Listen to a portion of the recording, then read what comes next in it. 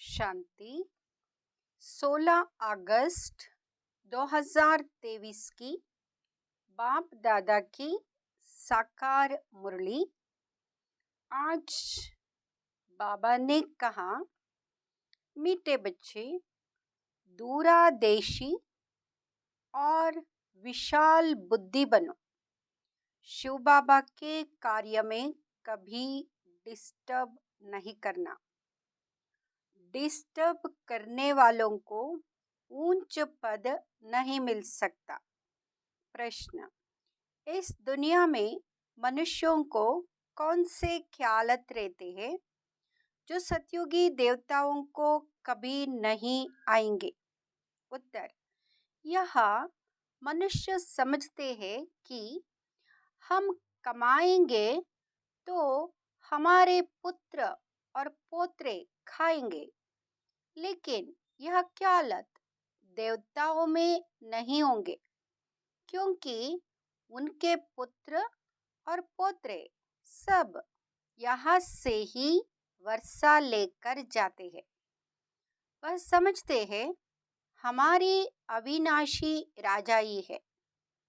यहाँ ही हर एक अपना अपना पुरुषार्थ कर रहे हैं। गीत, माता ओ माता तू सबकी भाग्य विधाता। ओम शांति। बच्चों ने माताओं की महिमा सुनी।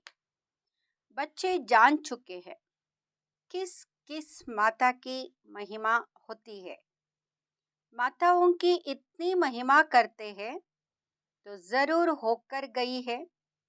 अभी तो वह है नहीं जो जगदम्बा होकर गई है। उनकी भक्ति मार्ग में महिमा होती है। अब वह क्या करके गई, यह तुम भी नहीं जानते थे। जगत अम्बा के मंदिर में जाते हैं।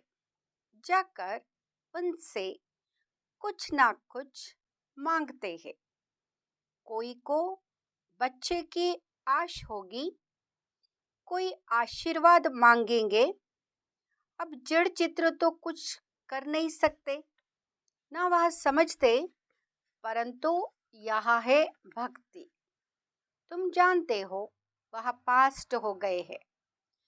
जगत अम्बा की महिमा है, एक तो नहीं है। तुम सब ब्राह्मण कुल की पालना करते हो, फिर दैवी कुल की पालना करेंगे। तुम इस समय जैसे कि सारे जगत की पालना करते हो, परंतु कोई जानते नहीं। चंडिका देवी का भी मेला लगता है। चंडिका नाम देखो कितना चीची है। बाबा कहते हैं, जो आश्चर्यवत भागंती हो फरकती देते, वहां जाकर चंडाल का जन्म पाते हैं। घर में चंचलता करते हैं तो उनको कहा जाता है ना, तुम चंडी हो, चंडाल हो। बरोबर तुम देखते हो शिव बाबा का बनकर फिर भी बहुत चंचलता करते। चंचलता अर्थात अवज्ञा करते हैं। शिव बाबा की सर्विस में डिस्टर्ब करते हैं तो अंत में चले ही जाते हैं। कोई भी ब्रह्मा कुमारी सेंटर में होगी, कुछ चंचलता करेगी, किसको समझा नहीं सकेगी, वह क्रोध करती होगी तो सब कहेंगे इनमें तो बहुत क्रोध है। अब चंडिका एक तो नहीं, बहुत होती है। देवियों की महिमा भी है। और फिर ऐसे जो चंडिका आदि बनते हैं उनका भी गायन है, फिर भी ईश्वर के बने हैं। भल कोई चले जाते हैं, फिर भी स्वर्ग में तो आएंगे ना, मालिक तो बनेंगे ना। भल मालिक तो राजा रानी ही बनते हैं, लेकिन प्रजा भी कहेगी हम मालिक है। लोग कहते हैं ना, हमारा भारत महान है। आजकल तो गीत में भी गाते हैं, भारत बहुत अच्छा था। अभी तुम बेहद के बाप के बच्चे बने हो। गोपी वल्लभ की गोप गोपियां गाई हुई है। वल्लभ बाप को कहा जाता है, गाया भी जाता है। ये गोपी वल्लभ की अनेक गोप गोपियां। सतयुग में तो गोपिकाओं आदि की बात ही नहीं है। अभी तुम बच्चे विशाल दूरांदेशी बुद्धि बने हो। बुद्धि का ताला खुल गया है। इस जन्म की जीवन कहानी को तुम अच्छी रीति जानते हो। हर एक को नशा तो रहता है ना। अभी बिरला है, उनको अपने धन का नशा होगा। समझेंगे मैं सबसे साहूकार हूँ। परंतु तुम जानते हो, जो आज साहूकार है वह फिर गरीब बन जाएंगे। तुम्हारी और अन्य मनुष्यों की बुद्धि में रात दिन का फर्क है। कोई को क्या नशा, कोई को क्या नशा रहता है। मैं फलाना हूँ, ऐसे हूँ। इनको ब्रह्मा को भी नशा था ना, मैं बड़ा जौहरी हूँ। अभी समझते हैं वह सभी नशे कौड़ी मिसल है। तुम बच्चों को कितना नशा चढ़ा हुआ है। वह समझते हैं हम कमाएंगे, फिर हमारे पुत्र पोत्रे खाएंगे। यह तो वह बात नहीं है। तुम जानते हो, हम बेहद के बाप को जानकर उनसे वर्षा पा रहे हैं, जिसकी प्रारब्ध हम ही खुद जन्म बाई जन्म पद पाएंगे। पुत्र पोत्रे आदि सब यहाँ पुरुषार्थ कर रहे हैं। हमारे पौत्रे खाएंगे, यह ख्यालत वहां नहीं रहती। समझते हैं अविनाशी राजा ही है। यहाँ तो राजे लोग समझते हैं पुत्र पोत्रे खाएंगे। तुम अभी बाप से इतना वर्षा लेते हो, ऐसे कर्म करते हो जो 21 जन्म उसका फल मिलता रहता है। पुत्र पौत्रों का ख्याल नहीं रहता। वे भी सब यहाँ ही वर्षा पाते हैं। तुमको कितना ज्ञान है, मनुष्य तो कुछ भी नहीं जानते। गॉड फादर जिनको इतना याद करते, जरूर उनसे इतना भारी सुख मिलता होगा। गाते हैं ना, हे परमपिता परमात्मा रहम करो। उनको परम आत्मा कहा जाता है। वह सुप्रीम है, जन्म मरण रहित है, इसलिए उनको परम आत्मा अर्थात परमात्मा कहते हैं। सभी आत्माओं का रूप एक जैसा है। जैसा जैसा पुरुषार्थ करते हैं वैसा पद पाते हैं। इनकी आत्मा अच्छा पढ़ती है तो नारायण बनती है। कोई फिर फेल होंगे तो राम बनेंगे। आत्मा ही बनती है ना। तुम्हारी आत्मा समझती है मैं परमपिता परमात्मा से राजयोग सीख रही हूँ। आत्मा फिर आकर नया चोला पहन पाठ बजाएगी, नर से नारायण बनेगी। यह तुम बच्चों की बुद्धि में है, नंबरवार पुरुषार्थ अनुसार। फिर यह ज्ञान प्रायलोप हो जाएगा, वहां कोई पतित होगा नहीं। ज्ञान किसको देंगे? पतित पावन को यहाँ याद करते। अच्छा समझो, गंगा पतित पावनी है तो भी वह राजयोग तो नहीं सिखला सकती है। बाप तो राजयोग सिखलाते हैं। यह सारा ड्रामा का राज आदि से अंत तक तुम बच्चों की बुद्धि में है। तुम सब पढ़ते तो एक ही क्लास में हो, लेकिन नंबरवार हो। शुरू शुरू में 300 की बट्टी थी। गौशाला में हजारों के अंदाज में गौवे हो तो कोई संभाल भी ना सके। भट्टी में तोड़ों की बननी थी, उनमें से भी कई तो चल रहे हैं, कई टूट पड़े। कई बच्चे समझते हैं हम पहले से होते तो अच्छा था, परंतु ऐसा भी नहीं है। पुराने पुराने कितने भागंती हो गए। 25-30 वर्ष वाले भी इतना नहीं याद रखते कि वह बेहद का बाप है जिससे वर्षा पाते हैं। बाबा स्वर्ग का मालिक बनाते हैं। सेकंड की बात है, बाप कहते हैं तुम मेरा बनने से स्वर्ग के मालिक बनेंगे। जीवन मुक्ति तो राजा रानी भी पाते हैं, प्रजा भी पाती है। गाया हुआ है सेकंड में जीवन मुक्ति। बच्चे जो पूरा पढ़ते नहीं है वह क्या करते होंगे?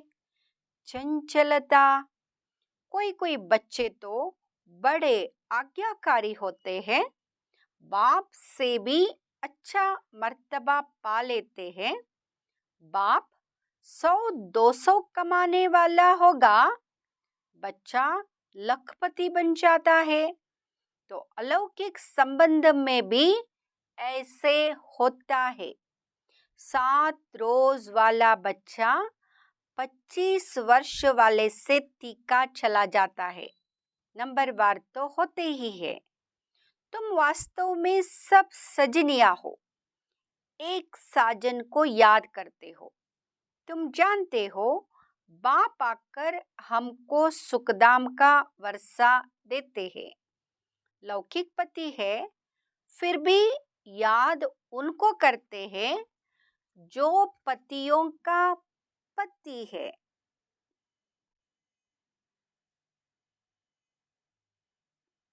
पारलौकिक साजन अमृत पिलाते हैं, इसलिए उनको याद किया जाता है। फिर तुम स्वर्ग के मालिक बन जाते हो। फिर वहां कोई याद नहीं करते। अभी के पुरुषार्थ से तुम 21 जन्म प्रारब्ध पाते हो। तुम्हारी बुद्धि कितनी खुली है, वह भी नंबरवार, तो बादशाही भी नंबरवार लेते हो। तुमको सब समझा दिया है। यह अच्छी रीति पढ़ाई पढ़ने से तुम पद भी इतना ऊंच पाएंगे, नहीं तो अनपढ़े पढ़े के आगे बहरी डोएंगे। इसमें पुरुषार्थ बहुत अच्छी रीति करना है। अभी टाइम अच्छा है पुरुषार्थ के लिए।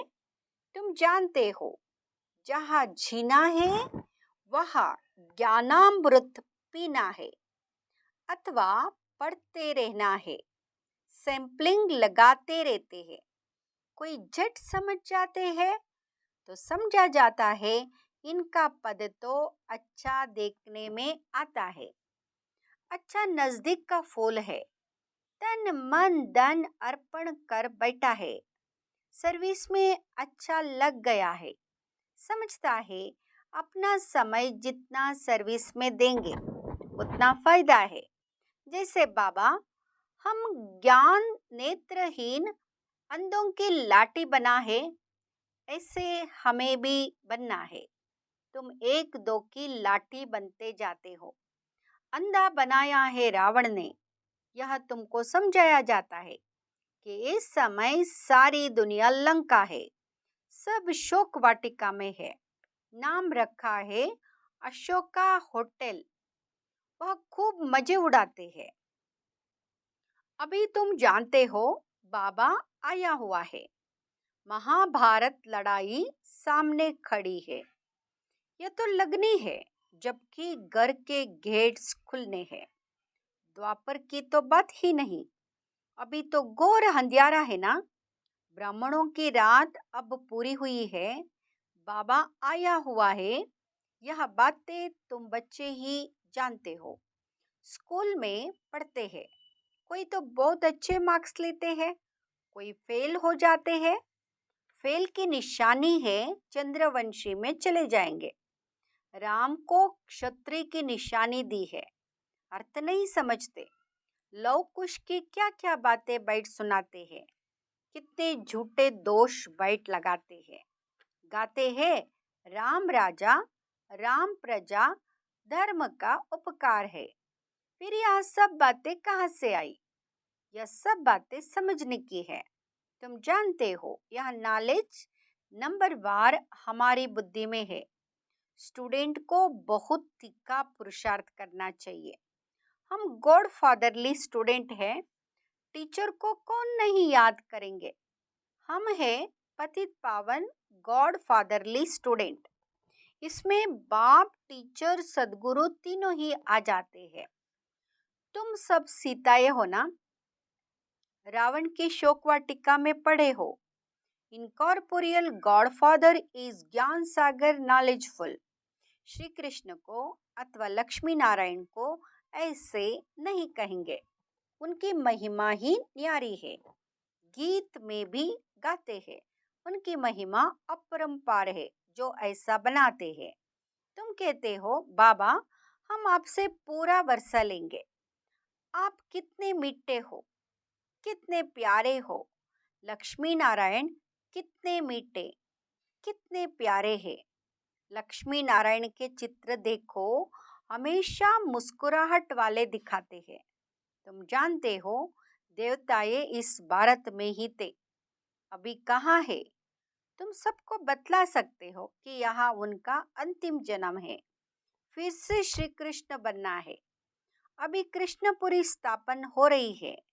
श्री कृष्ण की आत्मा भी अभी राजयोग सीख रही है। तुम भी कृष्णपुरी में जाना चाहो तो राजयोग सीखो।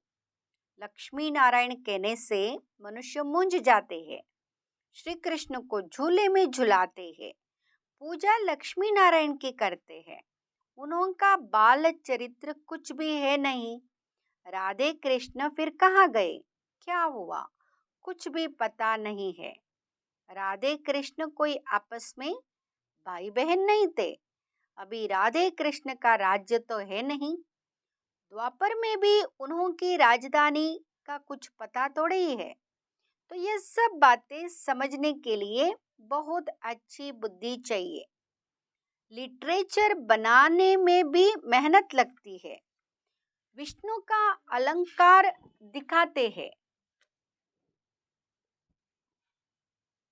परंतु वास्तव में विष्णु के यह अलंकार होते नहीं। विष्णु व लक्ष्मी नारायण को शंख तोड़े ही है। तो हम क्या लिखे? मनुष्य तो कुछ भी समझ ना सके। शंख तो है तुम्हारे पास, तो अलंकार जरूर ब्राह्मणों को देना पड़े। कहेंगे यह ब्राह्मण फिर कहाँ से आए, समझ नहीं सकेंगे। तुम समझा सकते हो हम ब्राह्मण स्वदर्शन चक्रधारी है। यह सब बातें समझाने में बड़ी ही विशाल बुद्धि चाहिए। प्रजा में जाने वाले मोटी बुद्धि समझ ना सके। समझाने में बड़ी ही डिफिकल्टी लगती है। बाबा लिखते भी है, सिकिलदे स्वदर्शन चक्रधारी ब्रह्मा मुखवंशावली, परंतु तुम्हारे पास अलंकार कहाँ है? चित्रों में देवियों को तीसरा नेत्र दिया है, लेकिन उनको तो तीसरा नेत्र है नहीं। तुम्हारी अब तीसरी आंख खुली है। तुम शक्तियों की महिमा है, जगदम्बा है, तो बच्चे भी साथ में होंगे। मेजॉरिटी माताओं की है, माताओं को ही ऊंच उठाते हैं। अच्छा, मीठे मीठे सिकिलदे बच्चों प्रति माता पिता बाप दादा का याद प्यार और गुड मॉर्निंग। रूहानी बाप की रूहानी बच्चों को नमस्ते। हम रूहानी बच्चों की रूहानी माता पिता बाप दादा को याद प्यार गुड मॉर्निंग और नमस्ते। धारणा के लिए मुख्य सार। फर्स्ट, अपना समय सर्विस में सफल करना है। तन मन धन सब अर्पण कर जब तक जीना है, पढ़ाई पढ़ते रहना है। दूसरा, आपस में एक दो के ज्ञान से पालना करनी है। ऐसा कोई कार्य नहीं करना है जिससे बाप की अवज्ञा हो। वरदान। अविनाशी अतीन्द्रिय सुख में रह, सबको सुख देने और सुख लेने वाले मास्टर सुखदाता भाव। अविनाशी अतीन्द्रिय सुख में रह, सबको सुख देने और सुख लेने वाले मास्टर सुखदाता भाव। अतीन्द्रिय सुख अर्थात आत्मिक सुख अविनाशी है। इंद्रियां खुद ही विनाशी है तो उनसे प्राप्त सुख भी विनाशी होगा। इसलिए सदा अतीन्द्रिय सुख में रहो तो दुख का नाम निशान आ नहीं सकता।